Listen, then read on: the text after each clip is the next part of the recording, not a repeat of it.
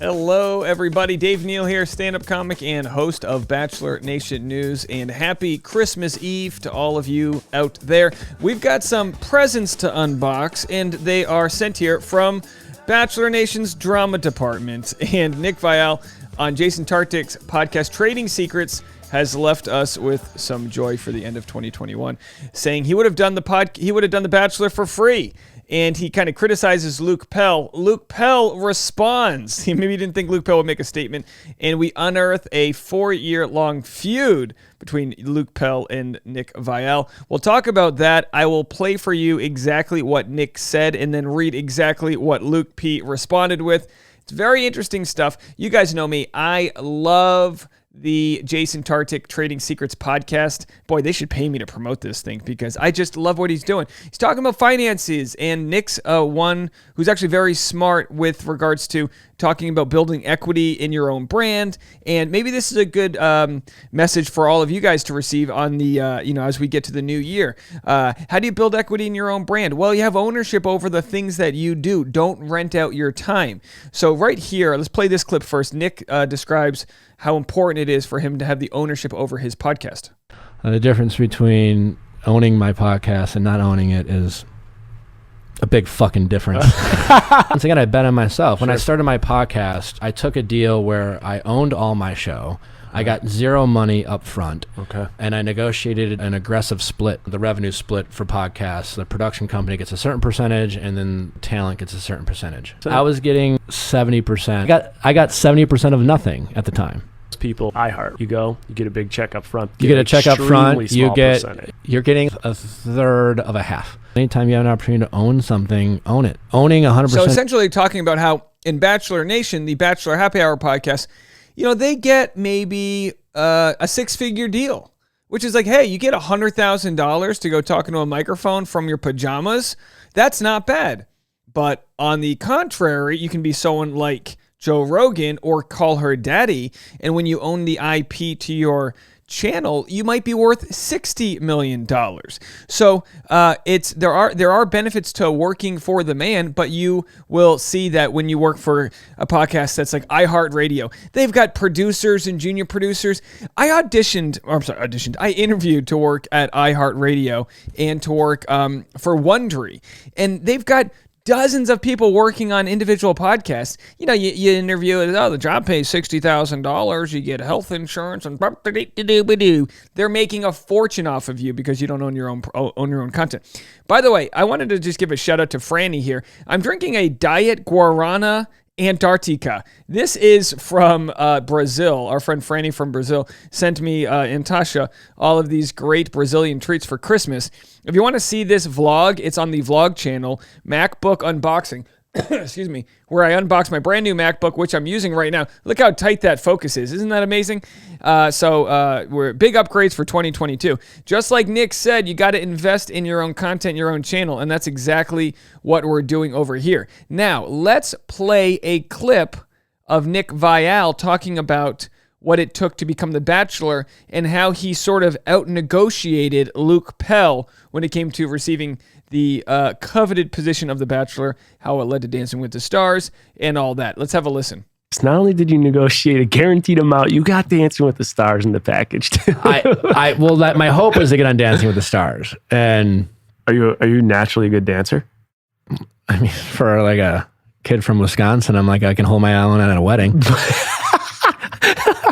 But what is your, I'm trying to think your angle here. Is the angle money or the angle is just keep the game going? Well, to me, Dancing with the Stars at the time was different. Like, I thought it would be fun. Okay. And it was like a credible show where they have real celebrities on. Not just Bachelor guys. And and then there's some significant money in Dancing with the Stars. Yeah. And so that was like my next hope, and I don't know how realistic. So in the back of my mind I was like, I wonder if maybe I don't know, I think this didn't go well, maybe Dancing with the Stars, but I was realistic about that was still considered a long shot. So he talks about the fact that he wouldn't be allowed on Dancing with the Stars unless he became the lead of The Bachelor, even though he was popular with Bachelor in Paradise fame, which makes sense. It's good to talk about these things. I always say that you can walk and chew gum at the same time, right? Folks, put that on your Dave Neal bingo. You can go on The Bachelor and search for love and still monetize the heck out of it. So how annoyed do you think Brendan Moraes is right now as he was canceled and had hundreds of thousands of unfollows? And of course, he said terrible things about Tayshia. It made it seem on Bachelor in Paradise that he was just using her as a vehicle on his road to success. So of course, he got what he had coming to him.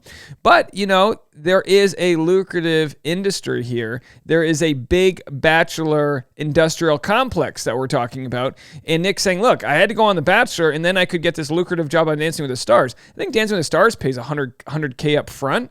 So you're going to make more on Dancing with the Stars and not have to put your whole life on blast. I mean, you are going to, get made fun of when you dance stupid on week 3, but who wants to do the Paso Doble? You're not ready for that till week 7. So I was just kind of enjoying it, and they didn't put you on though. They didn't put you in Dancing with the Stars that fall, right? No, they made me The Bachelor.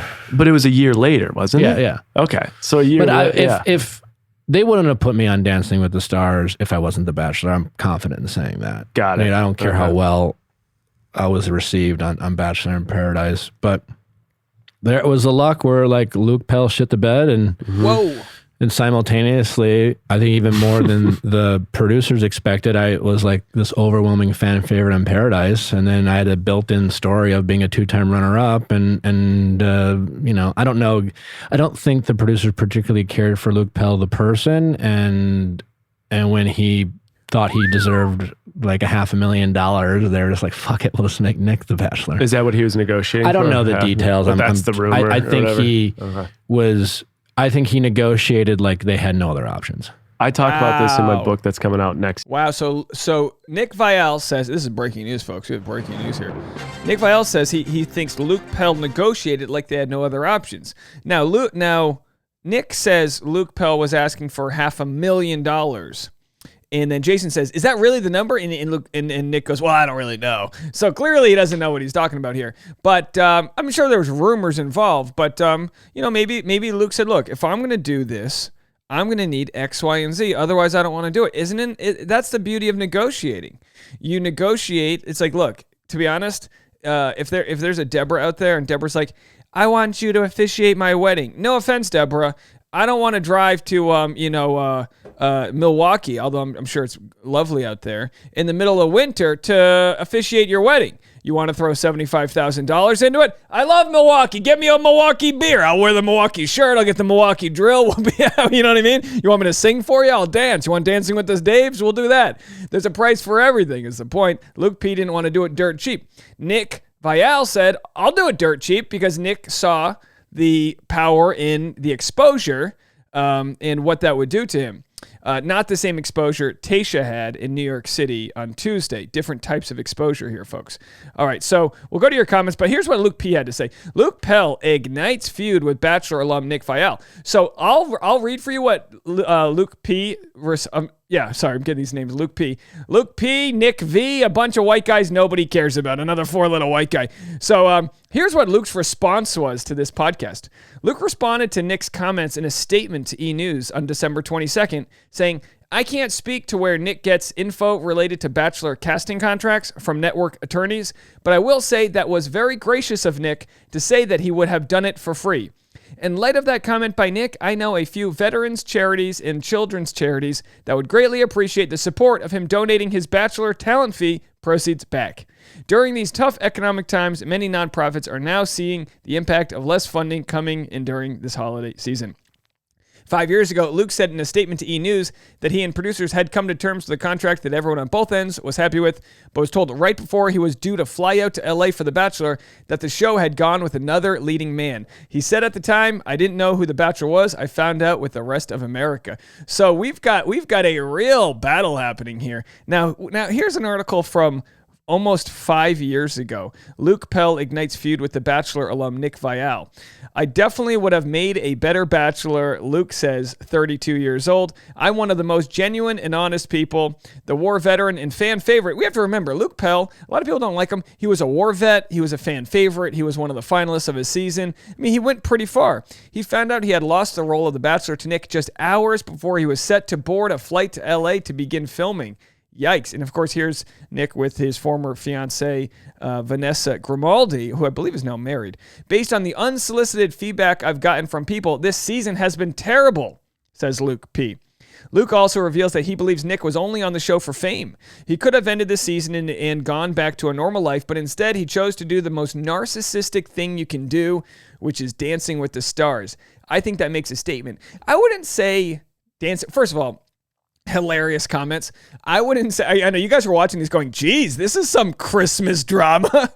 I wouldn't say Dancing with the Stars is that narcissistic. I think it's a chance to challenge your body to do things it's never done before. I would love to do Dancing with the Stars. Wouldn't that be amazing? Dancing with the Stars. And, just middle of my dance, hit the like button an odd number of times. But pretty wild things that Luke P was saying. So let's go to some of your comments.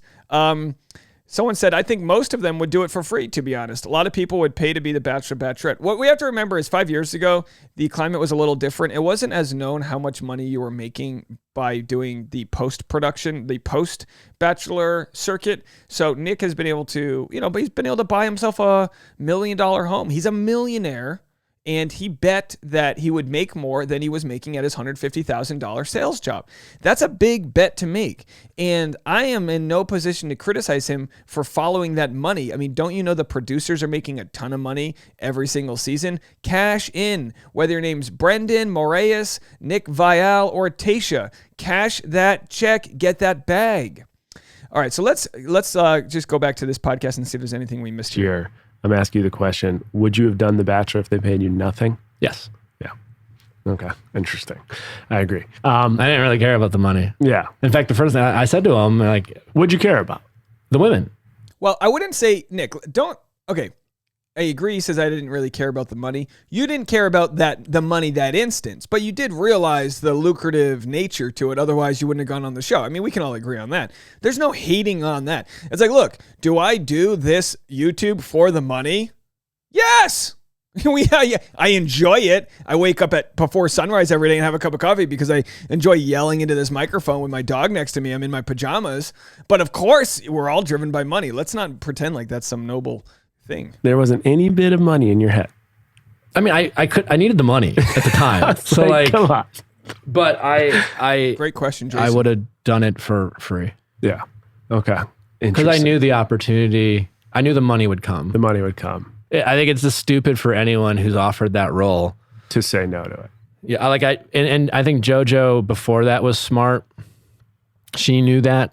Like you just nickeling, diming over $10,000, $20,000, $30,000. It's the dumbest thing you could do. Is the dumbest thing you can do, given like what that opportunity gives you in terms of like it's chump change. Exactly. So minus like needing some money because I had like lived without a job for a year, I would have done it I would have been like, just give me what I need to survive for another year.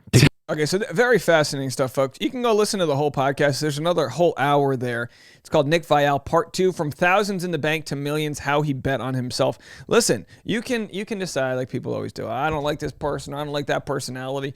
But business acumen, Nick knows what he's talking about. He knows what it means to have his own media company and put his content out there and have equity, which in this instance means having a following that is going to consume what it is you're putting out.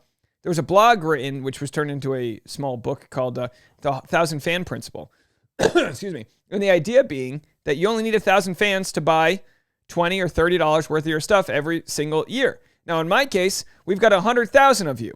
We've got 50,000 subscribers and 50,000 that aren't subscribed that still watch my content, which makes me wonder, why the hell aren't you subscribed? What do I got to do over here? It's Christmas Eve. If we can't get an extra 250 subscribers on Christmas Eve, then I just think you're going to get coal in your stocking. How about some good karma, folks?